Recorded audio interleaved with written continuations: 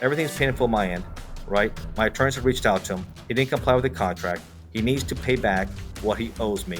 I mean, I'm okay with paying half because you did provide something, but based on legal fees and everything else, I think you should pay everything.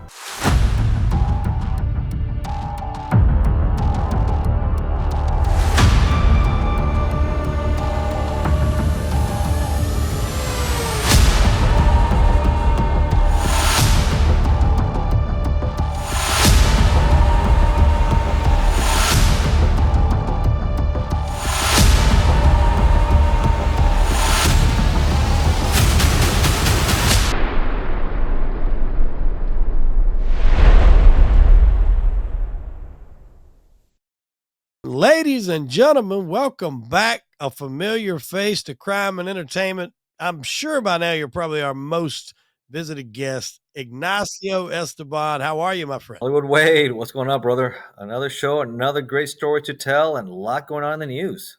Crazy. Yeah, you and I have covered a bunch of stuff throughout the years. I think the last time we were on, we went the day after Trump won the presidency. He's now taken over that job after the inauguration. We're going to get into some of that, but we've got a true crime-esque type story that's hit home to you personally. Uh, and you're going to break this down for us because even myself have had run-ins with people that are, I want to say cohorts or, compadres, constituents of this person. There's a lot of, even though people look at us as podcasters, freelance podcasters, whatever, there's snakes in the grass in that area just as much as anywhere else, like in any industry. There's people that will promise you this, promise you that, charge you this, won't deliver. And depending on the contracts and, certain things, there's not a lot you can do about it if you get hosed. Sometimes you just have to eat it. So we want to hear the story that you Or today. talk about it and, Yeah. and bring light to it. And even though, and I want to break it down, it's hard when doing international. When someone Yes. is in a foreign country, it makes it, even with your attorneys, it just makes it harder to get the assets because you're dealing with an international court, different set of rules sometimes. It's not always so easy, but what we can do, very easy, inexpensive, because then you pump a lot more money into something. It's bad enough you paid that. Then you got to pay attorney fees, and that keeps on adding up. And then you're thinking, where am I going to cut? And there's no guarantee of victory or getting your money back. Then you just think, okay, it's time to take a different strategy. And that's when I Yeah. talked to William Steele. We've done a show about it before a little bit, but now we're really going to talk about it here in depth with you. And you know one of the cohorts also. You had a little dealings with Liz Capola. I don't think that's her real name, but No, that I don't know. I don't actually know if I ever knew her real name. I may have heard it. I don't remember what it is, but yeah, she was another one of these women. Like when I first met her, via online. I met her online. I never met her in person. It was like, oh, I'm having this reality series in Vegas and they're going to pay me $25,000 a month. And, I'm looking for somebody to come help me film and we'll give you the keys to a Bentley and you can stay at this house. And like, to start with, I'm thinking, all right, I'm fixing to move to Vegas. I mean, like, it sounds like really good. And then the more I got to listening, I'm like, this sounds a little too good to be true. And typically when things sound too good to be true, that's a reason. And I dealt with her for a while, and I will say I'm gonna give the credit where credit is due. She introduced me to a lot of people. She introduced me to Dave Iacovetti. Do you know Dave Iacovetti? Okay, so she introduced me to Dave Iacovetti. I she introduced me to Victor Colicchio, who's an actor and screenwriter. He helped write Son of Sam with Michael Imperioli that was directed by Spike Lee. He's been an actor for years. She got me quite a few people as guests on the show. So that led me to think that she has some validity into her contacts. But then as these relationships progressed and I got to be friendly with these people, I visited Victor at his house in New York. And when we got to talking, every single person only knew her through Facebook. Nobody had ever physically met her. Nobody really knew her. They just assumed that she knew a lot of people because of the name she would drop. And it started becoming very clear that it was basically nothing but a Ponzi scheme. Now, granted, she hit me up for money one time. and it was way more than I could even attempt to afford to loan anyone. Even if I had it, I wouldn't have. But it became very clear that she was running some sort of a Ponzi scheme of borrow from this person, borrow from this person, borrow from this person to finance these lifestyles. All the stories was, I'm going to be here in New York, and these pictures, but she was never in the pictures, and it was just became very clear it was a sham. Oh, you guys did, and that's the first time I saw some of the players all together. And then everybody was talking Yes. about the same thing, the same thing: money out of pocket, not producing, promises, promises, promises, and not following through. Right? Yeah, it's Yep. something similar here. Stephen Gillen. A lot of people say, "Who is Stephen Gillen?" He's become a bigger and bigger name. He's a former British gangster. This is his own words, and he wrote a book about it. And I've talked to him about it many times. And he was involved in bank heists. He was involved in violent crime back in London in the 80s and 90s. Right. Then they were involved in a shootout. He almost shot up, I guess, a police officer out there, and he ended up getting quite a bit of time. I think he ended up like 16, 17 years for that stint, maximum security prison. Serious time with some of the worst prisoners, inmates you could imagine, because he talks about it. I've seen his shows, and he mentions their names. And if you look it up, you can hear what he said. He gets out, and then he writes a popular book about it. He talks about redemption, redemption, redemption, getting his life in order. Right? He says he goes from Britain's most infamous inmate to going to winning peace awards, helping prisoners reform their lives, and then he starts RMC.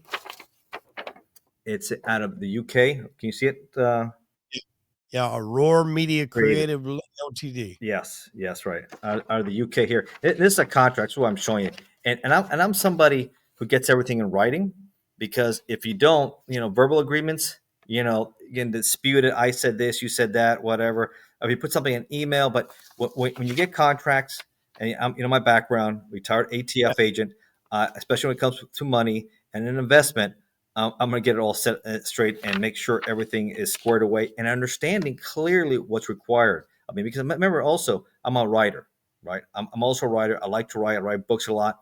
And if you're all going to provide me a screenplay, that was going to work here, because I wanted was your contacts and your promotions and getting involved. So the most important thing in this contract was two parts, a 3-part series with Stephen Gillen. And I'll backtrack here for a second. I was a little hesitant to deal with him. I met him through mutual friends on Facebook. I saw his company, and he was looking for upcoming talent, people who had a good book and looking to promote a next level. But I was hesitant because I saw his background, right? I saw his background. I saw what he did, but then he won all these awards, huge accolades in Britain. He was tied to some interesting people. I said, okay, all right, let me feel him out a little bit. We had some conversation, video links. We talked, right? He gave me his price. He wanted, which is 10,000 British pounds, which is like $12,000, right? And it would include a professional script writer. At the time, I said, okay, fine. He would provide me Toby Osborne, an award-winning writer, good writer out of Canada, right, to work on Take Down the King, which is based on my book, if you can see, ATF Undercover, right? Yep. Which is, by the way, go check it out if you can on Audible or on Amazon. It's a good read. It's based on my life right there. And I said, okay, that's good. And that part he did good. But the most important part wasn't just that, because I'm also a writer, and I started dabbling into screenplay writing myself. But was to do this, and I'll read to you from the contract itself. Everything here is from RMC.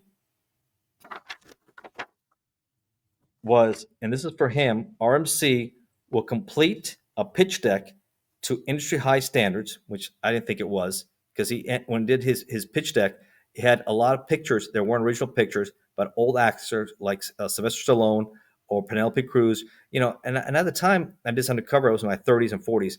I need actors who are young. I don't need actors already past their prime pretending to play young.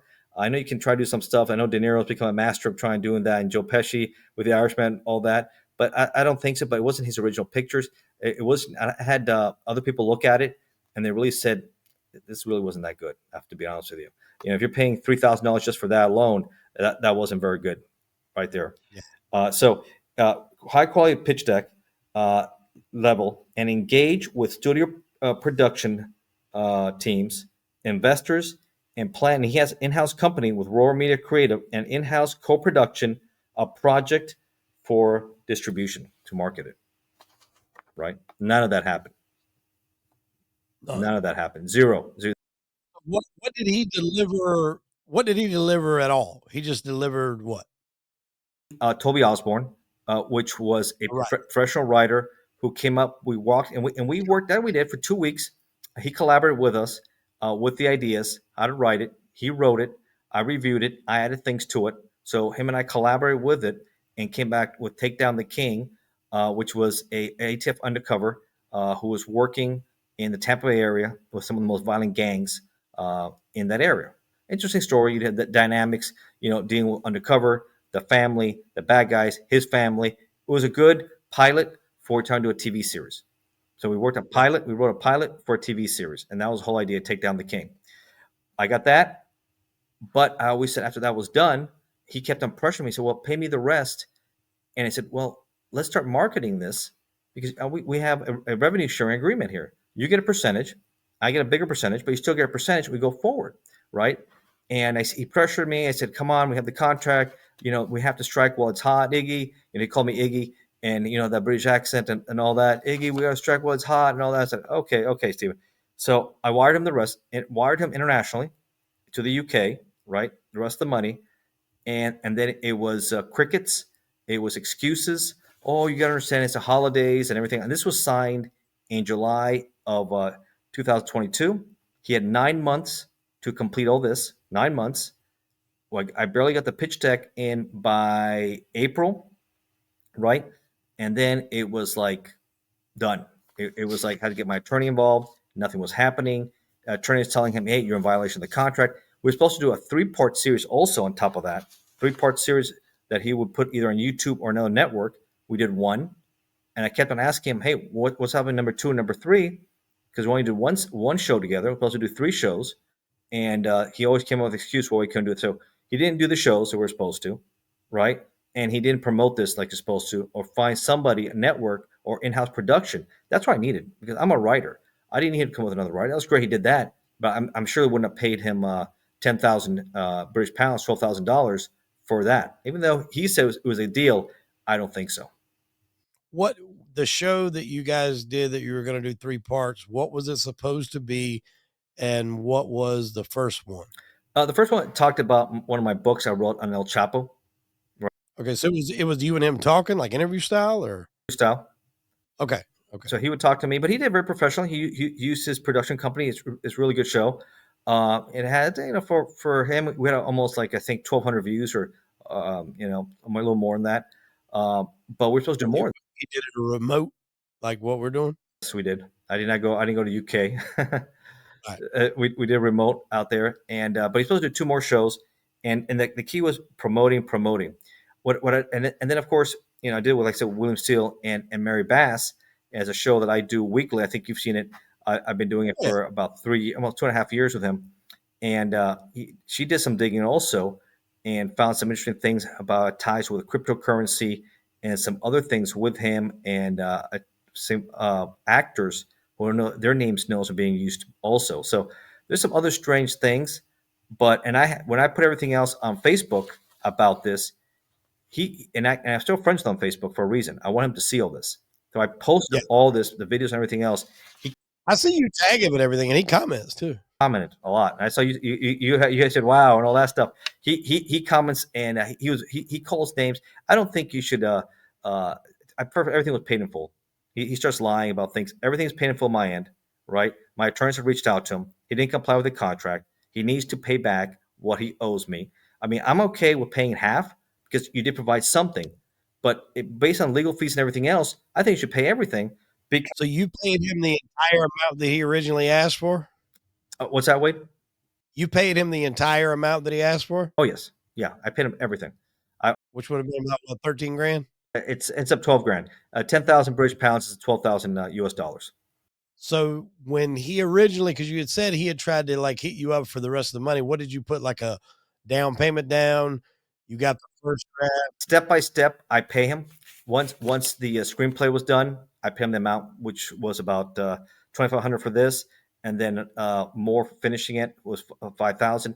But then the rest he had to comply with promoting the project. Right. And he wanted the money before that. I didn't need a writer. It was great, but I would have paid that's it, not the rest if you're not going to do anything else for me. I own the IP, the intellectual property. Everything belongs to me, so I can do other things with it. But I decided, you know what, to also do other writing. I used Final Draft software to help write screenplays, and I've done like 5 or 6, and I've reached out to other people, something similar to what I've done and other things. But I keep this one here because you never know what kind of problems this guy would maybe try, even though it belongs to me. You never know. He might try something else. But it's Come up with a story real similar later on by himself. yeah. I said that with people, just be careful with RMC, Roar Media Creative, and when I put it on Facebook, so he answers, you know, William Steele and Mary Bass. I mean, they're doing their research, and there's no need for name calling. Calling them the bottom of the barrel, a bunch of losers and stuff like that. He started calling them all that, harassing this lady Liz. Oh, you guys just want to harass her online, no cyberbullying and all that. No, it's not. It's not cyberbullying with her. It's what she's doing. It's the truth. It's what's going on. So he's trying to portray himself as a victim. Oh, you're going to attack me. No, I'm a good man. No, dude, you did wrong. You did wrong. You took the money and you didn't do what's wrong. And then you're portraying yourself as somebody who's been reformed. No, I think you went from British gangster to a professional con man. That's what Yeah. you've done. From English gangster to professional con man with a false redemption story, a redemption hoax. This is a redemption hoax. Because he's interviewed a lot of like mob guys and stuff, hasn't he? He's been interviewed by. He's been all over BBC. He's been all over. All the big networks have had him on because of this. Well, I'm saying he himself has interviewed mob guys. He's friends. I guess he's told me he's friends. Give me some big names here, and I'll tell you. Larry, I know Mazza, right? He's been. I know he had Mazza. I think he had Bobby Luisi on. Francesi. What's Francis? I don't know if he had Francis? Francis on or Yeah, not. he's at. They had a big show together. Francis. Okay. In the UK. He seems like to me he's the UK. He tries to model himself the UK version of Francis. Yeah. That's the vibe that I picked up from him. And I don't know him personally. I've never talked to him. I think we did exchange. He was another one that Liz put me in contact with. Oh, okay, yeah. And I think we exchanged something on WhatsApp. I bet he wanted to charge you. Huh? He wanted to charge you, I bet. We never got that far, and he did want to charge. And I didn't think it was warranted what he was asking for. And look, I don't knock anybody's asking price for what they think they ask for. I've had people, give me some outrageous asking prices, and I've politely declined. But I've paid, some guests, especially when I was early on. I looked at this, Ignacio, as like an investment into myself. Sure. And I'm not speaking ill of this man by any stretch of the imagination because he's no longer with us.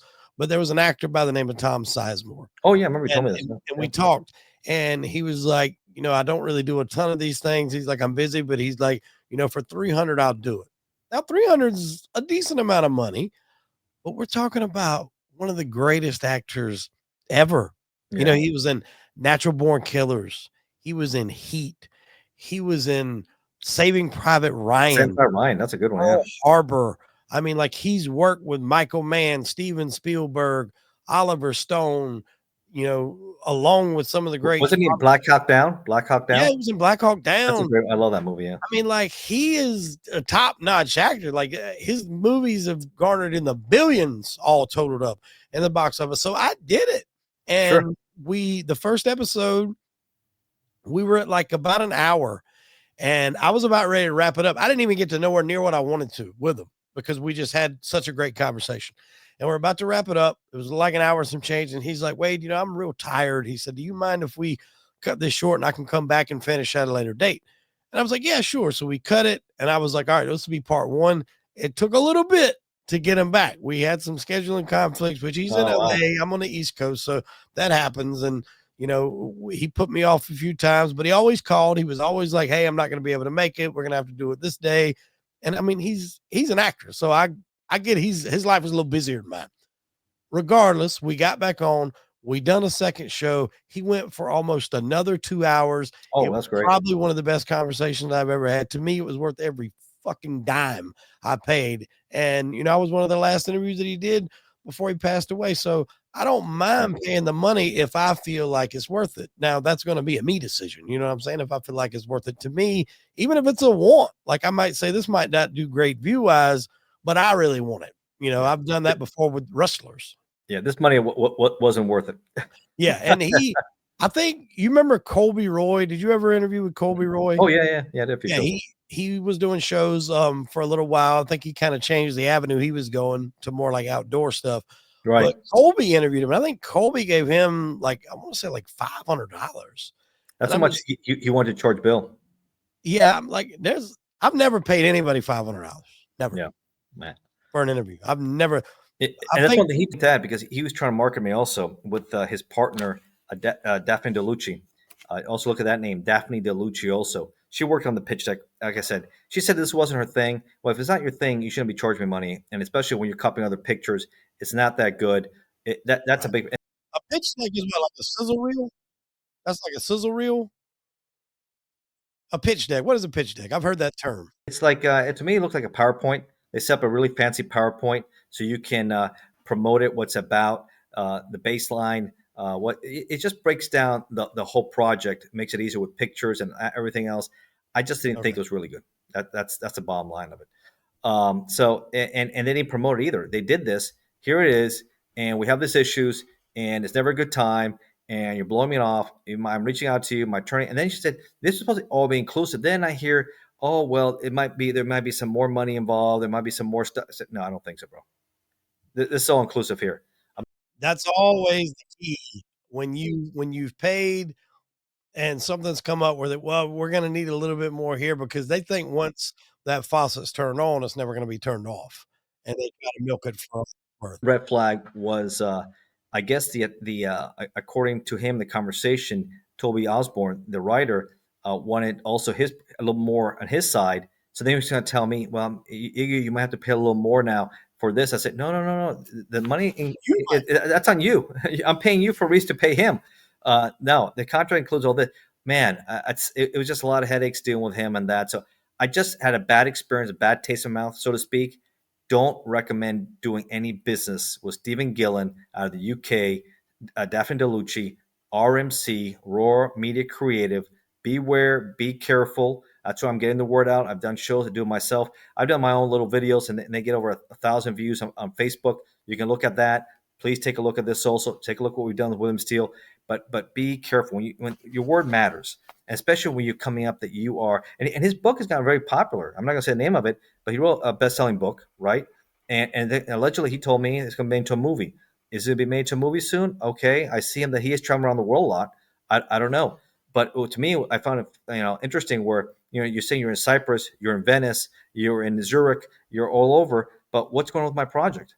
And the only thing you ever want to talk about it's what you did and what's coming up next. I said, well, listen, I paid you money to promote my project, take down the king, and I'm getting Zippo out of it, and that doesn't sit well with me. That's why I got my attorney. And my attorney and I came up with a contract because his original one was really, really, basic, and it was no timeline when this is going to get done. You have to put people, hey, when is this going to get done? This isn't happening. You're supposed to do this, this, and this, and if not, these are the consequences. But unfortunately, being in the UK, you got to make a decision. How much more I'm going to drop into this? What's a line? But I'm putting people notice to be careful, and maybe also look into with different British authorities, look into Interpol, Europol to see if we continue with other people. This seems like a scam where you're promising to do something, but you don't complete. You do partial, you take the money and you go type deal. That's not good. And anything else going on with this cryptocurrencies, these needs to be looked at. So there's a lot of things going on we have to look at. I believe it as a redemption hoax. Whatever awards he had, I think he has two faces. He does one thing, he does another. Yeah. And I think that's sometimes what it is too. You can do just enough work to justify, say, hey, I did what he asked. It might have been a shit job, but he did it. And then you have somewhat of a leg to stand on. But that's the important part. I mean, obviously, I don't know the ins and outs of these, the contract details. I know what you've told me. Obviously, I haven't talked to Stephen on any of this, but I think it's important when you have these issues for people to be vocal about it. A lot of people would just say they would chalk it up to the game, so to speak. Yeah. Signature, Stephen Gillen's signature on these contracts with me. This is stuff signed with attorneys.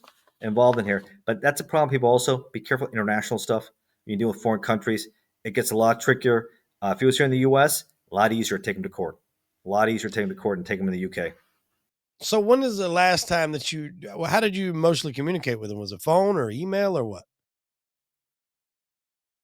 Okay. When's the last conversation you two had? How did that go? How did it get left? Last conversation was the pitch deck, and that oh yeah, we're gonna go forward doing this and that, and nothing ever happened. And then it's no more video, Facebook messages, no more answering. So I have to get my attorney involved, send him nasty emails saying this is what's going on, this is what you owe him, you're in violation of the contract. He comes up with lies and disagreements and what have you, and that's why I said, well, I get paid, I have to pay by the hour, right, with attorneys. It adds up, right? So I got to make a decision when I have to cut and say, well, let me take a different approach here.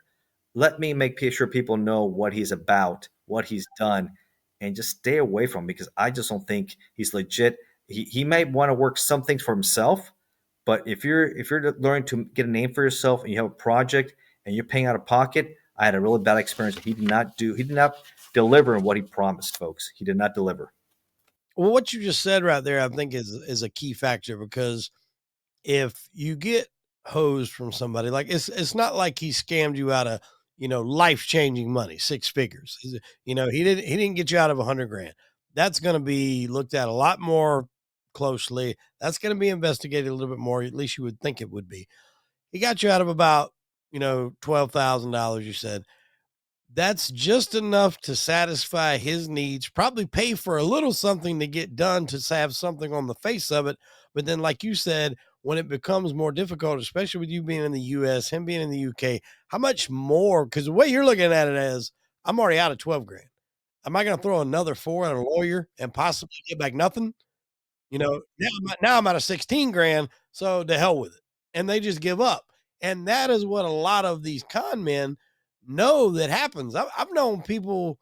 I work with a guy whose nephew owned it was some kind of shit that you would put on your food. It was like 10 years ago. You would just sprinkle it on your food and it was supposed to suppress your appetite. He made millions selling this shit and it was like a monthly subscription. And he said it would purposely be so hard to get off of that subscription. Like you would have to wait for hours. Like he would just tell people if anybody calls, tell them to hold on and they'll eventually hang up. No worry about it. It's $10. They don't care. And so many people would do that.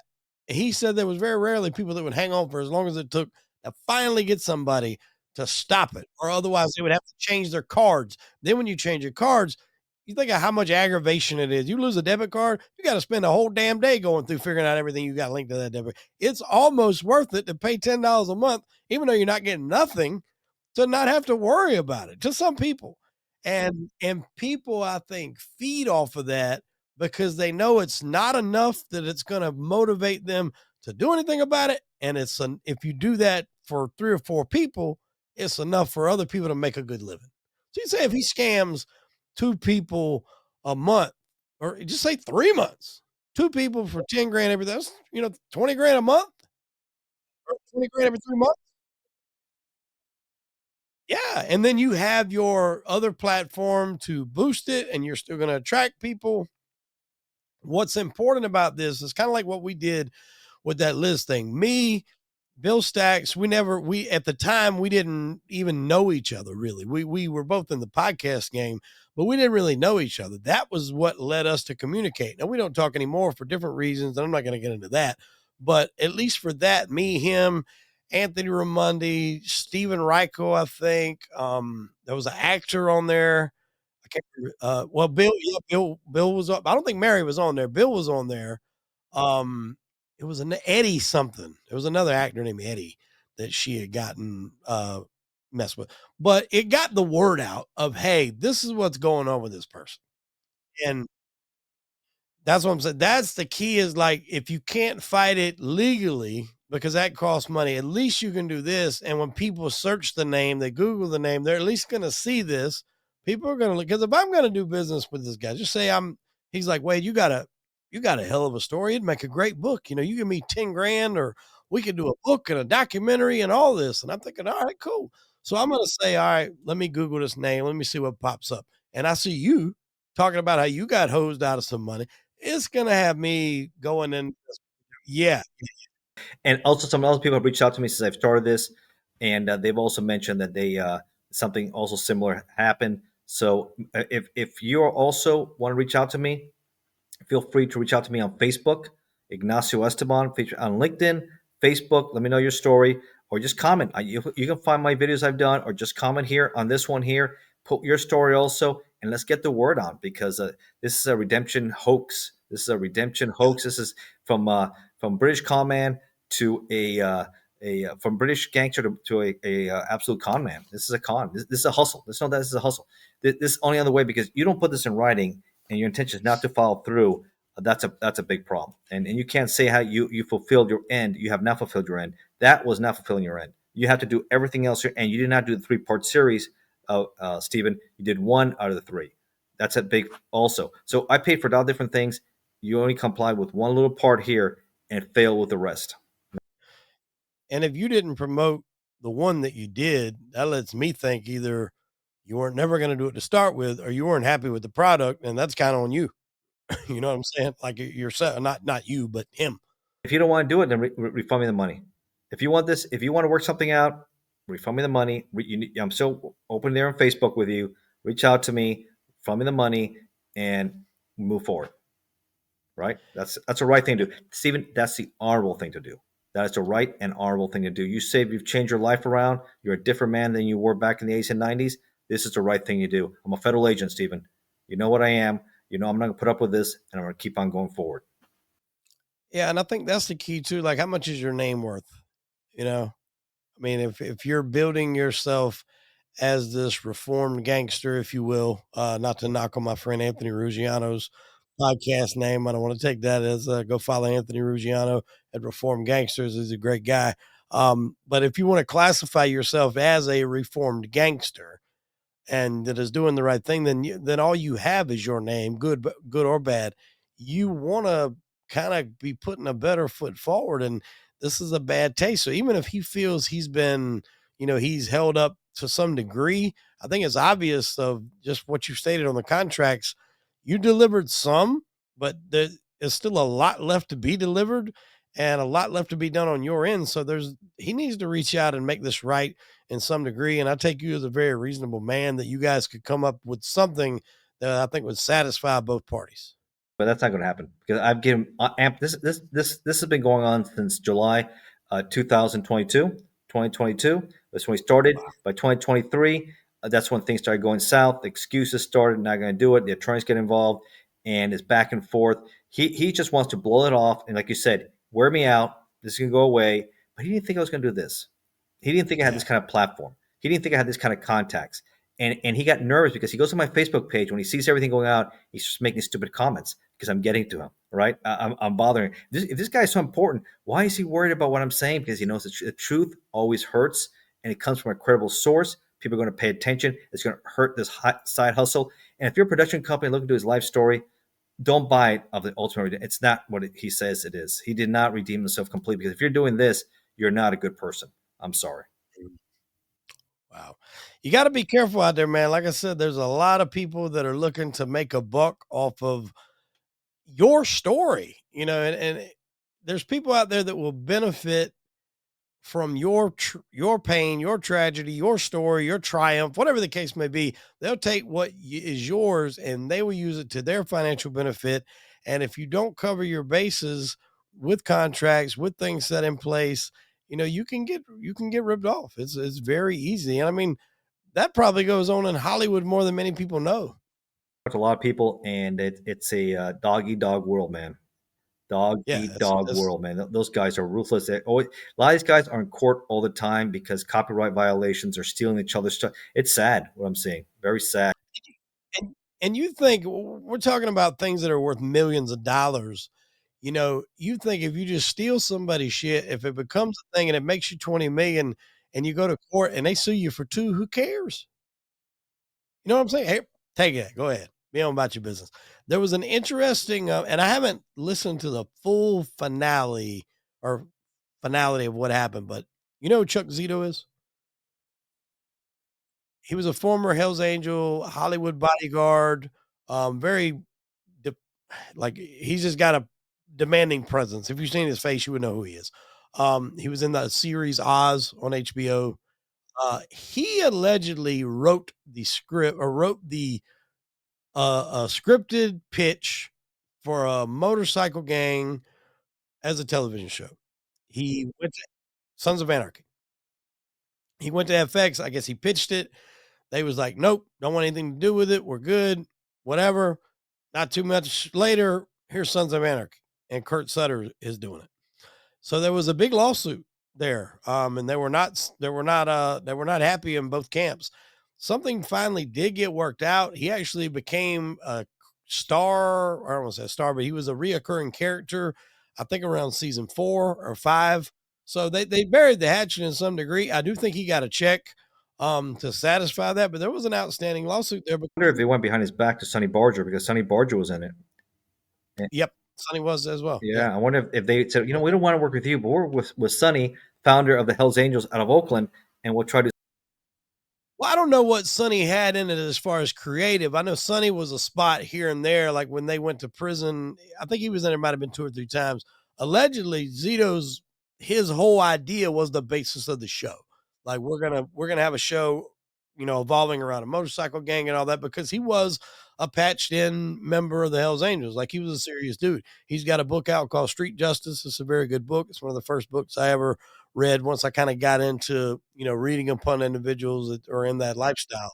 Um, and so, but I mean, you think about that probably happens a lot, because if I'm a big executive, which at the time Chuck Zito did have a name, so he had name value. So that even adds more, skepticism. Somebody with name value can come in. Hey, I got this idea. Yeah, we're not really feeling it, because sometimes people with name value know what they're worth. So if you go in there, you be like, hey, I'm Chuck Zito. I've done this. I've done that. I'm a former Hells Angels member. I know what's going to work in this. I want XYZ. Nah, we're not really interested. But we go over here to the up and coming young director who's good and who's ambitious. Hey, we'll give you half of what we were going to give this guy. Write me a show about a motorcycle. You're going to give you every bullet point that guy had, but we're just going to call it something different. I'm not,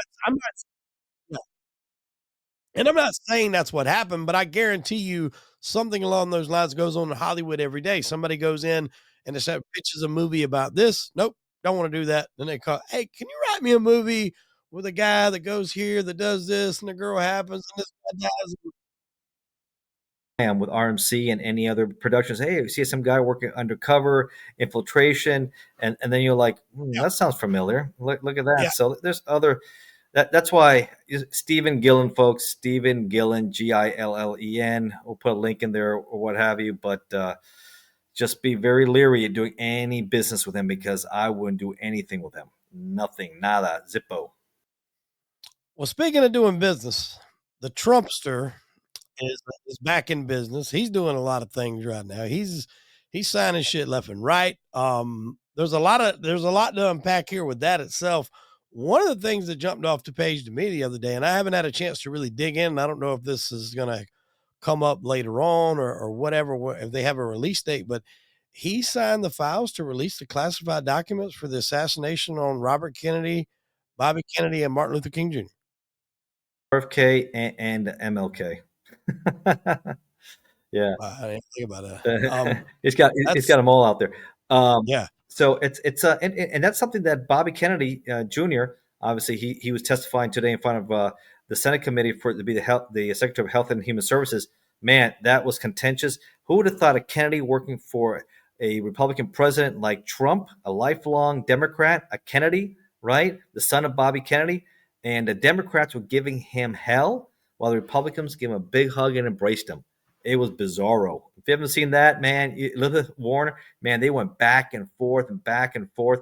They just think he's some guy who's a full of these crazy, anti-vaxxer, anti-conspiracy theorist who's not. He's not a doctor. He has no background running an agency like this. They do not want to see him there. It's going to be tight, just like Hegseth was, Department of Defense from Fox and Friends. You saw Pete Hegseth, great military background, never ran an organization like this, had a drinking problem allegedly, was cheating on his wives allegedly. There's a lot of stuff going on in his background, doesn't want women in combat. He said it all. They pissed off even two Republican senators, Collins and Murkowski from Alaska. They wanted nothing to do with him. And he snaked by a tie 50-50. J.D. Vance had to come in and break it. The first time in the history that we have Secretary of Defense approved that way, confirmed that way. Well, that's great. So Hicks, I don't know how he's going to do. I wish him that. I hope he gets his life together. That's a serious job, but we don't want. Hopefully, we don't get lackeys. We want people who have a little spine and experience. But my what I'm seeing here, I don't like it. I think he wants a lot of people who he can control, little puppets, right? Yeah. I think to an extent, I think that's going to be every president, though. They don't want nobody that's going to combat them. They want people that's going to be on their side. And yes men, I guess would be the right way to put it. That's awful. Be a yes man. I'm surprised Marco Rubio, man. I really used to like the guy. And remember when he went at battle with Trump in 2016? Oh, He oh went yeah. to war with Trump, right? And so did Ted Cruz, all right? They went to war with him, and all of a sudden they become the little puppets for this guy, little Marco and lying Ted, and all of a sudden he broke them, and it was over, man. It was over. Which one did he call the damn? He called one of them the Zodiac killer. So what was that? Jeb Bush? He was just a king of name calling, crazy Nancy. He just came up with all these little. They stuck, right, like low Oh yeah. energy Jeb, low energy Jeb, and once you see low energy Jeb, that's it, man. It's stuck. You say, yeah, that's right. This guy's no way, and that was it. Jeb was done. He trashed the Bush family, and it was over. But the one thing I'm glad we have him over her, right? Because she would have been a train wreck, and I predicted she was going to get routed. And he took all the primaries. He took all the swing states, 7-0, 7-0. That was impressive. And he won also not just electoral, but he also won the popular vote by like 3 or 4 million. Very impressive win he had right there, right? Yeah, and we covered that. That the way he won, I think, was largely due to social media. And who would have thought that now the Joe Rogan factor, I think, was huge. He done some other podcasts. He did Theo Vaughn. I think he did Flagrant or whatever that other one was. But who would have thought, like in 2020, I guess that would have been four, that this one of the biggest I'm not gonna say that was the only thing that got him there, but he did not have a good showing in the one and only debate that he had with Kamala. In my opinion, he lost. Kamala,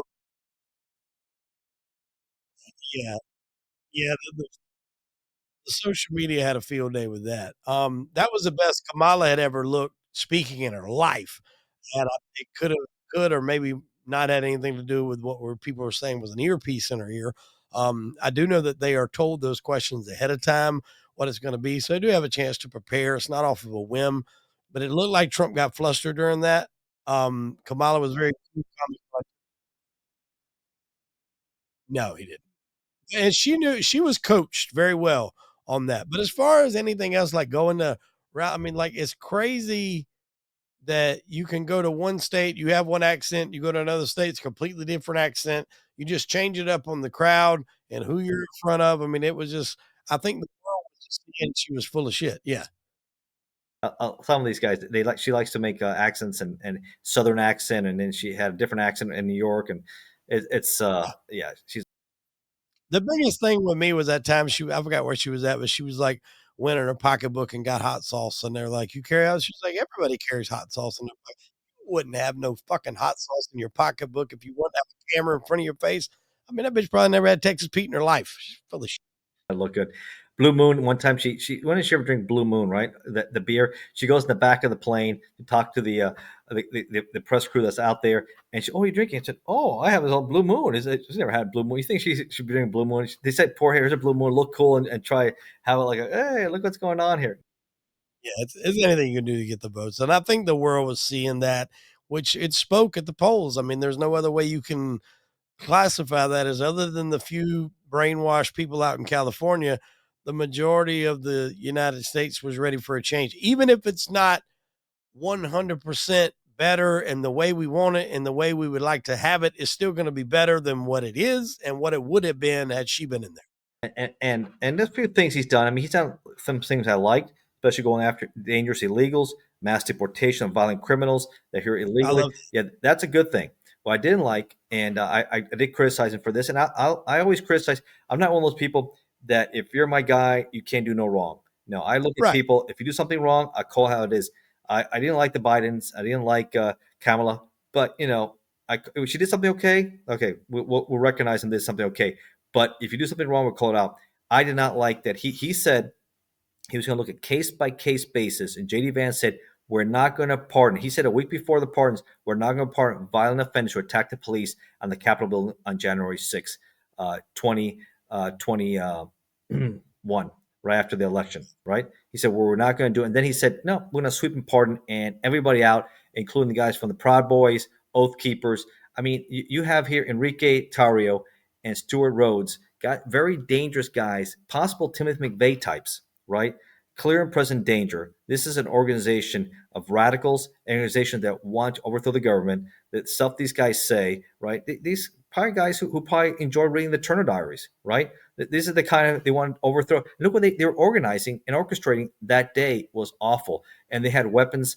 Allegedly, they want to also hang Nancy, crazy Nancy Pelosi, Hmm. right? And also there was chanting "Hang Mike Pence" and everything else. I think those guys should not have been pardoned. Commuted the sentence. Nonviolent, I agree. Violent people, absolutely not. Especially those who attack police officers. The FOP, the Fraternal Order of Police, outraged by it. They sense the right example. A lot of high-ranking Republicans weren't very happy with this either. A lot of people in Yeah. law enforcement said that sends the wrong message. Gives these guys a green light to think you can do this again. Yeah. You can do it again and get away with it. And it did send a bad. What was the guy? I don't know if it was the Enrique guy or not, but one of these guys allegedly wasn't even in the town when this took place, but he still got arrested. Was that him? There are some guys. There is a conspiracy case because they're also coordinating. Remember that overt Okay. actions. They're leaders. So like Capone, right, with Valentine Massacre. He wasn't in Chicago, but he Right. was in Miami, right? He's a shot Yeah. caller. He calls the shots. He's the one who orders it. You're the boss. You're in a conspiracy of a group. They're taking the overt actions. You're going down for this also. Yeah. John Favara, the guy that hit John Gotti's son in their neighborhood in Howard Beach, he went missing, but John just happened to be on vacation in Florida. Yeah, that's what these guys do. They want to cover themselves, but they're in the conspiracy because they're orchestrating all this. And sedition, that's serious. That is serious to try to overthrow the government there. And these guys, their message. And Enrique Tarrio, I was doing a little research on him. The guy used to be an informant, allegedly. He worked for the police back in Miami from 2012 to 2014. So it's interesting. He's his background is Cuban, but he's Afro-Cuban. Some of his family, I guess, are black. So it's kind of strange for him to be head of the Proud Boys. I found it, and it's supposed to be like a radical extremist group. But that's who they had as their leader. Normally, these guys are white supremacists, right? they Yeah. don't have an African Cuban guy who's running the show for them. But Did you see the guy that got shot by the police, like, right after he got out of jail? He was one of the Sixers. He got out of jail. He was one of the people released from the January 6th, got pulled over by the police, got mouthy with the police, and he got shot.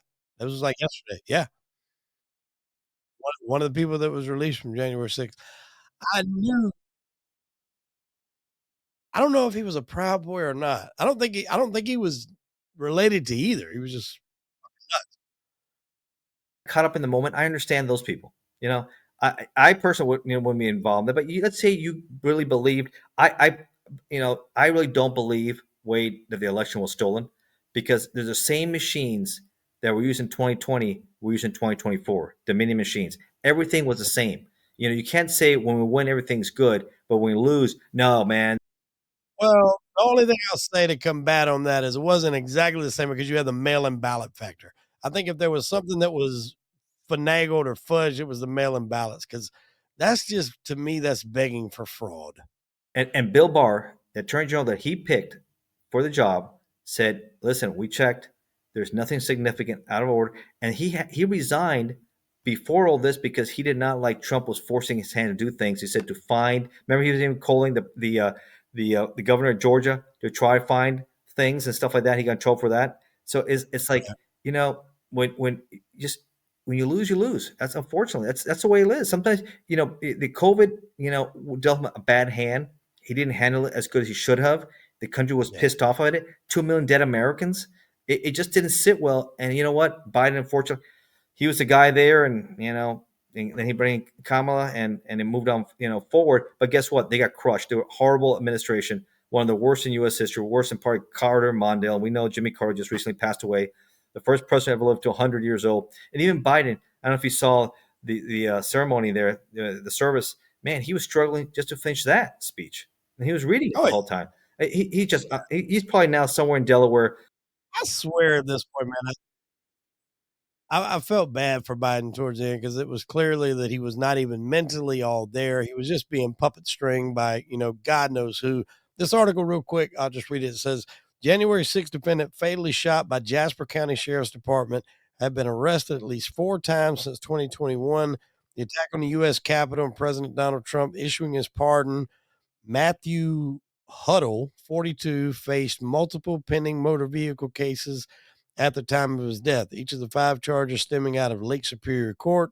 Most recent case, yeah, apparently, I guess he got into it with a cop, and the cop shot him. This is like right after he got out, so it's not saying you release the most fucking pleasant people with this guy going and getting capped by a police officer right after that. No one I know in law enforcement is happy over this. It just sends the wrong message.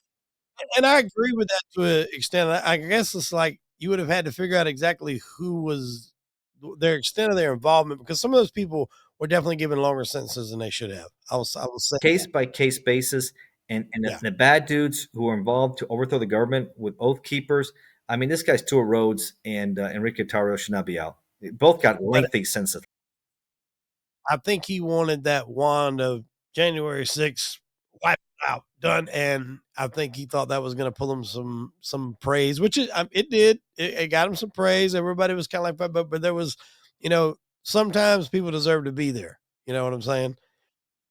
Dangerous that deserve to be there. Anybody who was pounding the police officer, tasing them, hurting. You look at the video, man. These guys suffered, Yeah.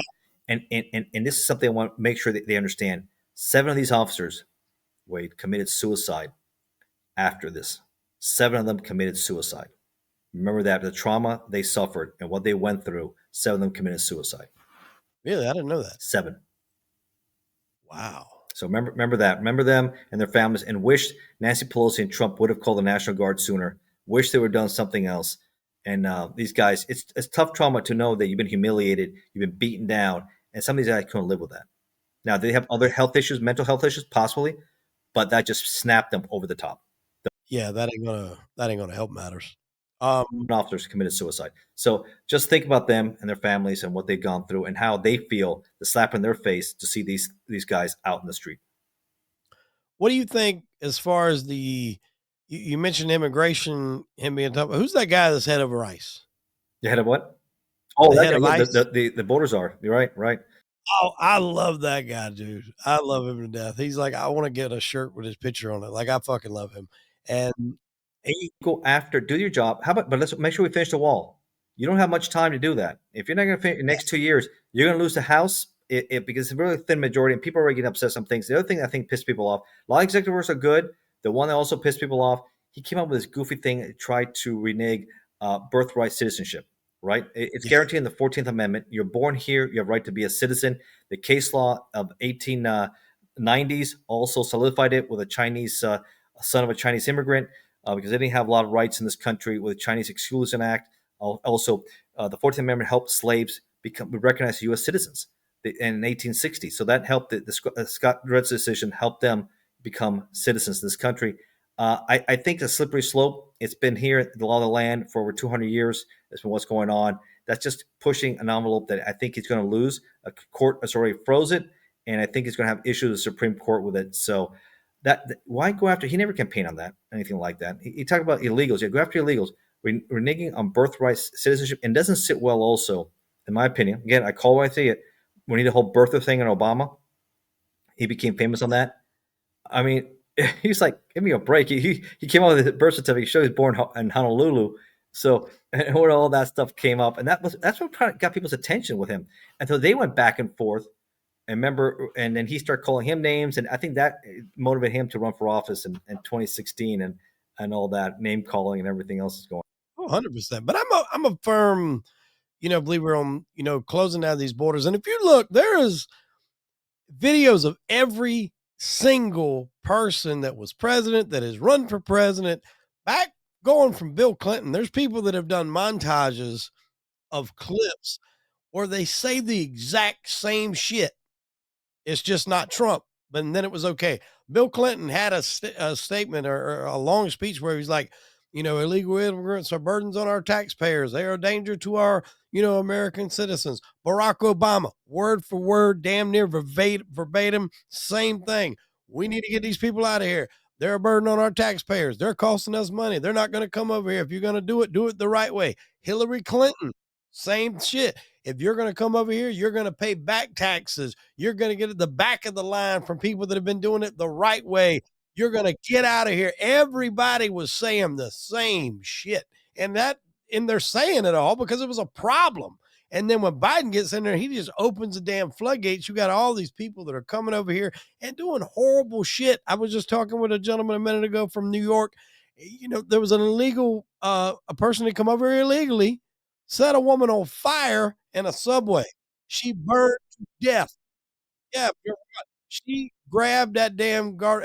I think she was actually like sitting in a blanket or whatever. And then you know what he did? After he done that, he sits on the bench outside and watches it. She grabs the damn holding bar in the middle of it. He's watching her. Then he gets up and starts fanning the flames. That's awful. That's all. He definitely had mental health issues. That's not normal behavior. That's just someone that's not normal. And I hate to say, go back to New York real quick. I was in New York there for Christmas Day. I took my family there first time. First time I've been to New York City Christmas Day. Really special, really nice. I encourage everybody, if you haven't experienced New York City on Christmas Day, it is nice. Take the Staten Ferry. It is free. You can go from Staten Island. That's why I did. I parked in Staten Island. You park for nothing. Don't park in Manhattan where you're paying $40, $50. You park nothing. Free ferry, and you take you to Battery Park right there. And then you go with your adventure, and you see the Statue of Liberty Christmas morning, seeing the Statue of Liberty with my family, and then seeing downtown Manhattan. That is nice. That is special and everything else. And we ate there, and I suggest if you have a chance, the 9/11 Memorial. Obviously, you see the Cascades and everything going down there. You go in there to like the shopping center that looks like a dove. Like someone has hands open, a dove is coming out. I don't know if you've seen that. You're not talking about the Oculus building, are you? Oculus, yes, the Oculus. Okay. It's designed as the guy was a Spanish designer. Is a little boy with his hands open with a dove that's supposed to be coming out of it. Oh, I didn't know what the hell that would look like, some kind of dinosaur. So that's a very odd. Yeah. If you look at it, it's one of the John Wick movies. It's supposed to be like this, and the dove is supposed to be coming out like that. Oh, okay. I know what the hell. It's freeing the dove up in the air, peace and harmony and all that stuff, which is nice, which is interesting design there. It's a very interesting building. Like, I remember my first time seeing that. I've been in New York a lot since I've been doing the podcast. But one of the first times that I went there and seen that building, I was like, what in the world? I mean, just the architecture of it. I'm not one of these people that's usually like taken aback by architecture, but I was just. I was when I first saw it. Amazing. I saw it a few years ago, and the first time they saw it there, and they had all these cool statues there too. Now they have different art coming in there, which I thought. If you saw the one with the animals, which I think was pretty cool, that is really neat, really, really neat out there. So that was pretty cool. We ate there, and it was very touching. Be there Christmas Day. We ate there. I don't have been to Italy, not Italy, but Italy. You eat Italy, and it's a great restaurant right there inside there.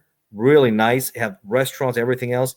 And you're looking at the Freedom Tower and you're looking at the memorial, and it's really touching. Wow. No, I went down there. I took my son last year, first time he got a chance to go. We went down there, and he fell in love with all the street vendors out there as far as like the food. Man, he had street corn, and man, he was tearing that up. And we're like, New York is some of the best food you can get. And I really hope that city gets cleaned up because, it's every time I go, like my mom has a heart attack. Like, she's just like, you're going again, and you're going to be down there and all that. Have you seen the news? And I'm like, look, people do that all over the place, Ma. Like, it happens. But I mean, it really will. You have to watch yourself down there. Like, you can't be vulnerable. You don't want to let people know you're a tourist. Like, if you go on the subways, a lot of people have their phones out. Do not stand near the rail. There was a gentleman that was standing near the rail looking at his phone. And I'm assuming he was. You can't really text down there. So it's probably seeing the train or trying to get directions or maybe seeing what time something closed, but you're on your phone, you're distracted, you're not paying attention to what's around you. You're at the rail. A guy waited till the train was coming up, went up behind him, pushed him, knocked him in front of the damn train. I don't know how this guy survived, but the only way he did survive was if you've ever been down there in the subway, you know, when the trains aren't coming in and doing work, people are walking through the middle and it's rutted out a little bit. I think he had a lacerated spleen. He had a cut on his head. He had a broken rib. He got banged up, but he survived. How? I got no idea. Because if you just look at the video of a man getting pushed off the platform in front of a train, you That's would awful. think he's cut in half. Yeah, And don't get close to that. And I didn't take my family down there because it's nasty, dirty, crazy. I've been there before. I said, you know what, we're done with it. And you know what? We walked a lot, which is the best way to see New York. We huffed all the way from Battery Park when we get off, all the way up to Rockefeller Center to see the Christmas tree. Beautiful sight, beautiful 50 blocks. We watched, took our time, enjoyed everything there, everything in between. But the key is to not to. I personally kept away from the subway system with them because there's a lot of nasty. But you know what? On the way back, you take an Uber or a Lyft. yeah, that, or I'll tell you though, there's a path train. Oh, okay. And it's in the bottom of the Oculus. If you go to the very bottom, Mm-hmm. you go to the path there. It's still a subway, but it's not a subway. It's like these things are nicer. You can tell they're clean. They look very new, and it takes you to Jersey. It's a quick shot to Jersey. You can be over in Jersey in You go to like Jersey, 5 minutes. but it doesn't go within Manhattan. It just goes back and forth.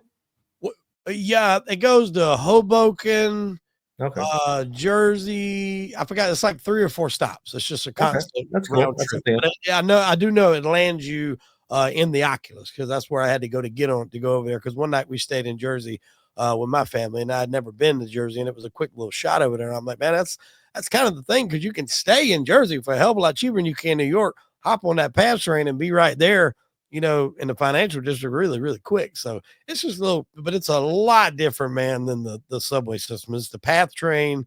That's It's good enough. very, That's very good enough. different. Yeah, it's But if you haven't been into the ferry Staten Island, take the Staten Island ferry. It's free, yeah, I've done no that. charge. Yeah, 24/7, all holidays. We're Christmas Day, folks. 10 in the morning, Christmas Day, and every 30 minutes are coming. Every 30 minutes, and you go out there, and what a view! It is just wow, fantastic. We actually stayed in Atlantic City for the week. We had a timeshare in Atlantic City, and then we drove for the day. We left super early. It was about maybe a less than 2 hour trip to New York City, and that's why I stopped at Staten Island. Cheap parking instead of parking in Manhattan and everything else. But man, Atlantic City, never been there before. Took my family there. We're right on the boardwalk at the flagship. I don't even know where the flagship's located. It's right there at the boardwalk, but it's not right next to all the big names. But Atlantic City has a really nasty, bad area. And it is one of the most dangerous cities, most violent cities per capita in New Jersey. If you get off that damn boardwalk, Atlantic City is scary. It is scary. We went to Atlantic City for 4th of July this weekend. Now my wife is very picky when we go to hotels. Like, you know, I would never classify my wife as bougie, but she's very picky about hotels. And with it being 4th of July, it was kind of pricey everywhere you look, but we chose the Borgata, which is a very nice hotel, but Yeah, it's that's not nice. on We the checked it out. strip. Yeah. So we stayed at the Borgata, fantastic hotel. The only problem is, unless you're just going to do everything at that hotel, all the action is at the strip. That's right. It's at the boardwalk. You have to take the boardwalk. Right. So we go to the boardwalk. We're, you know, doing our thing. We go to the first day. We go back the second day because we were there for like 3 days. And my son wanted to go to a water park that was in one of the last hotels on that strip. I think it was called Showboat, right? Yeah, the Showboat. Right down at the end, right by the Ferris wheel. Ocean, right by Ocean. Yeah, Ocean. That's it. That's the name of the hotel. Right past the Hard Rock. And so she wanted to get something from CVS, and then she was going to go on back to the room. So she's like, I'll walk to CVS and get me an Uber from there. And she did. And she was like, she said, by the time I got one street off, she said, I just started looking around and she was like, oh my God. And she said, she went to the CVS. There was people outside that were like looking at her. And she said, then they came in the store and they were like following her for aisles. And she said, they may have been looking for something. She just said it felt very off. And she said she called the Uber when the Uber set was outside. She like almost ran and said the Uber driver said when he got in the car, said, man, what the hell are you doing here by yourself? Like you don't need to be walking around here by yourself. No. She was real shaken up about it. Yeah, we came in at night and we drove through those areas to get to the flagship. And it's a nice timeshare. We got it for a really good deal. I mean, a really good deal there. Good, nice restaurant there. We're right on the boardwalk, and it was cold that week. And I will be running in the mornings, and we had the boardwalk to myself going around here. I will find out later, almost the end when we were leaving, that right near that boardwalk, near the flagship, 2 girls were shot in the head right around 3 o'clock in the morning by some guys who were from out of town. They took their car, but they kept their phone. And I was reading about more about the case. Went to Philly. They tracked them back to Philly where they had their phone of these girls. Now they were partying. Yeah, they were doing stuff they shouldn't do. You know what? You open yourself up at 3 o'clock in the morning, and those kind of errors, man. Then they were killed. Damn. Yes, Yeah. it's a rough city, man. I had never been. It was a last minute trip for 4th of July. I mean, I enjoyed it now. And I mean, there was a lot of people on there, out there. I think as long as you stay on that boardwalk during manageable times, You're okay. They have cameras you're everywhere okay. too for a reason. So here's another quick story for you. The shuttle driver, he's a retired Atlantic City police officer, right?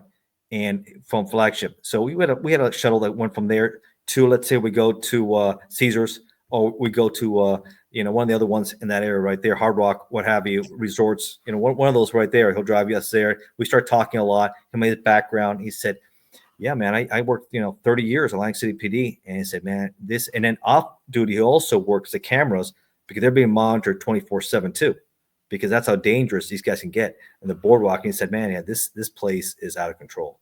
And he worked 30 years. He said this place. So that's what he told me. It's the most dangerous city per capita in New Jersey, most violent.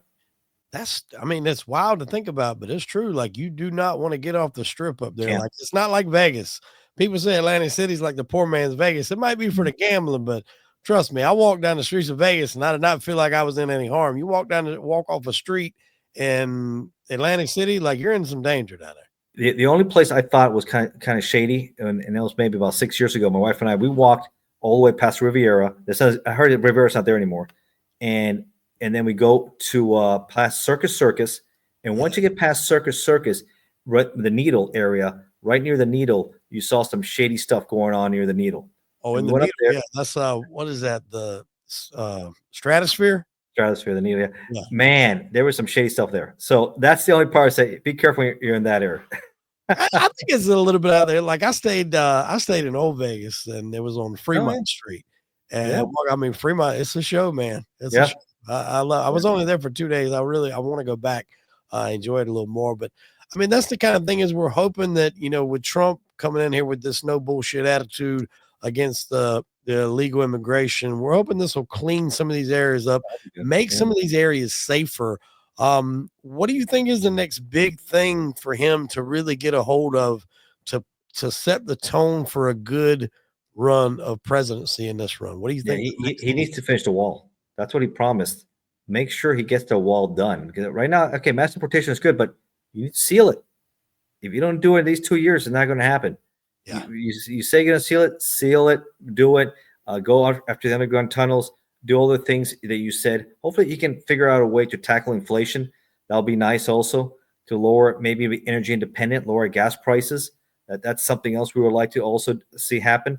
There's a lot of things that was talked about, foreign policy. Hopefully we can end the war. I think we might already with Israel and Hamas.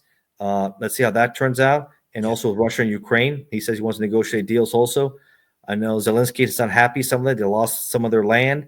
I'm hoping they can work it out, but that's been disputed also for generations also. So there's a lot going on, but that all, and I'm hoping they're able to rein in our national debt. Yeah. I think that's a big one. If we can get that debt under control, man, it's really out of hand. I think he's got big shoes to fill from his own doing. Yeah. Of what he said he was going to fill. You don't have big shoes to fill from Biden. With AI, the Chinese new version AI has shocked the world. Have you seen that? Nope. DeepSeek. They came up with it for nothing. Is that why Nvidia stocks dipped? Mm-hmm. Oh, big time, yeah. They did it for nothing. I heard something about that the other day. I didn't look deep into it, but what is that? Meta's paid what? Zuckerberg billions of dollars for theirs, right? All these guys pumped all this money into theirs, and these guys did it for nothing. So that's a big problem. So they're gonna have to figure out how to make theirs a little cheaper. Why do they spend so much money? Where did the money go? So a lot of things people are looking into and not happy with either. So we'll see how that turns out. But the Chinese are in, and they're gonna look like they'll be players. So they're a big rival. And we got to remember, unfortunately, the CCP, but like I always said, with the communists, they always find a way. People want their freedom. When you have oppressed people, they tend to rise up and they will collapse. That's what we can hope for. They can collapse like in Putin. Hopefully the Russians can rise up against Putin and take him out. He's a bad actor. He's an indicted war criminal. All the horrors he did to those poor people in Ukraine. Hopefully he get his, and he has health issues. Let's hope he can go away and there can be peace in the region again. And Victor Bout's back dealing arms again, as he's expected to dealing more arms. We covered that when he was traded for That's awful. The worst trade ever. Brittany Griner. That's awful. That's awful. The worst prisoner exchange ever. But I'm not happy. I feel bad also with the prisoner exchange going on between Hamas and Israel. Man, they're really letting some really bad people out. Yeah, they're really letting some bad people out, man. And that's how. And they look pretty emboldened. You see how many they're releasing everybody else. Man, they look like they still look pretty strong. Hamas. They're all there, mask and everything else, and they're like, yeah, here's 3 hostages here, and they're celebrating and everything else. I don't know, man. A year and a half, and I don't know how much damage has been done with these guys. It's going to be interesting this first year. I think it's going to be key. This time next year, January 2026, I think it's going to be key how much is done, where we're heading, what the outlook is. Trump going to be able to keep the support? Will he lose the back? A lot of people flip to support him. And if he doesn't hold true to that, he's going to get a lot of backlash. And that's the one thing I've always told people about Trump, though. I was like, the one thing I will say, yes, does he have a big ego? Absolutely. Oh, yeah. Does he want to succeed? Does he want to say, I did this, I did that? Does he want to make it about him? Again, I'll say absolutely. But at the same time, the one thing that is the driving force behind that, he is not somebody that wants to be known as a failure by any stretch of the imagination. So I do believe if it's within his power to do good and to do good for this country, even if it's for selfish reasons, I think he wants to do that. And by God, if that's good, if your selfishness makes it better for the country, be as selfish as you want. I don't give a shit. Yeah, he has some options. At least he's not on Twitter anymore. He's on Truth Social, which a lot of people don't follow that, so they don't know what he's putting out there half the time. Right. Yeah, his son shares a lot of it from Truth Social. I did see, but we'll close out with this. Did you see he freed Ross Ulbricht?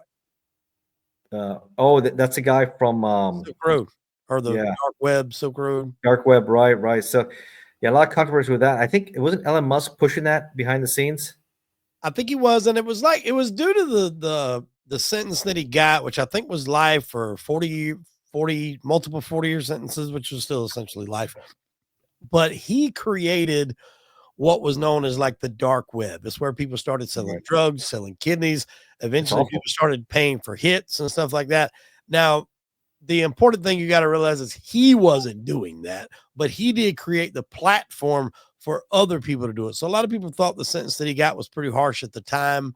And I might even say it might have been a little too harsh. He definitely deserved some time because it led to a lot of people losing their lives. How much time did he do?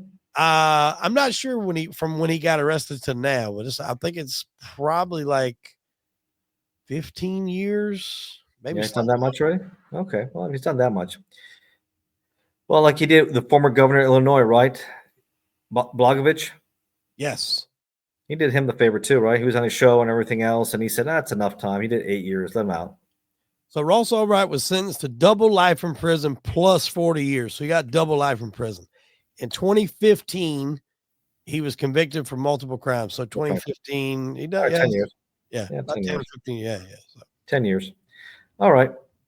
I think that's a good spot to end it, man. Be careful, ladies and gentlemen. Oh, hey, real quick. Who are you picking for the Super Bowl? Chiefs or Eagles?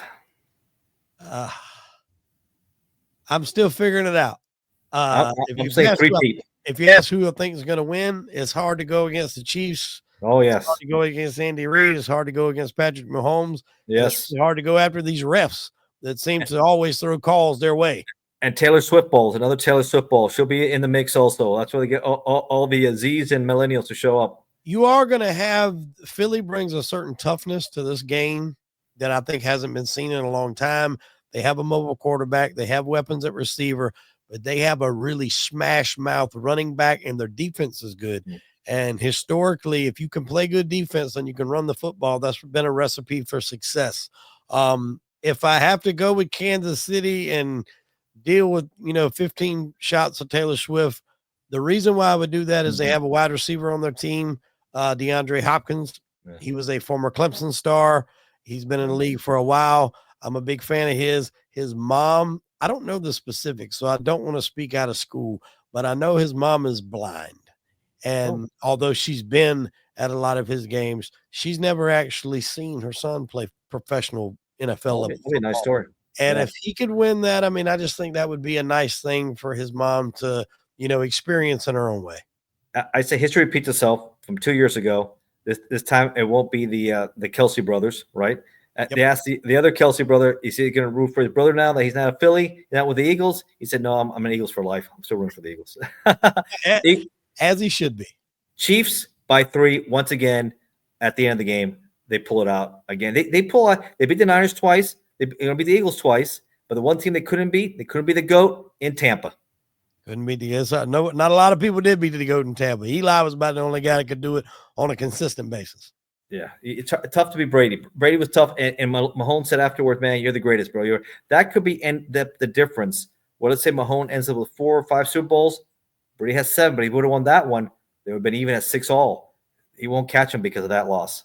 Yeah, I think it'll be hard to catch him, but if he can get it now, if he can, I mean, he'd come close. I always said that there was no way somebody could compete with Tom Brady at that level in the modern era because of salary caps and He's things doing like that. But you take every piece he had. Everybody was like, well, he needed Tyreek Hill. They got rid of Tyreek Hill.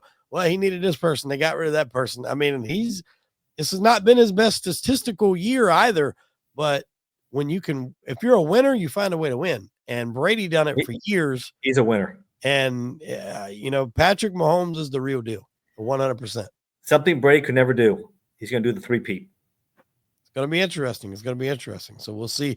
We'll see how that plays out. This will get up hopefully before that Super Bowl. We'll cap it off with this, folks. Be careful of the scammers out there. Everybody is looking to get over. And, unfortunately, people with good intentions can get scammed by some of these people that are not reformed. They're not rehabilitated. So even with a contract, be careful. Yeah. Be careful. Go check out Ignacio and all of his books. He's got way too many to mention. We'll be here another hour. We're going to put links to them in the show notes to the description box. We hope everybody enjoyed this video. Ignacio, we'll see you next time, my friend. All right, brother. Thank you, man. All right. Take care. Thank you, man.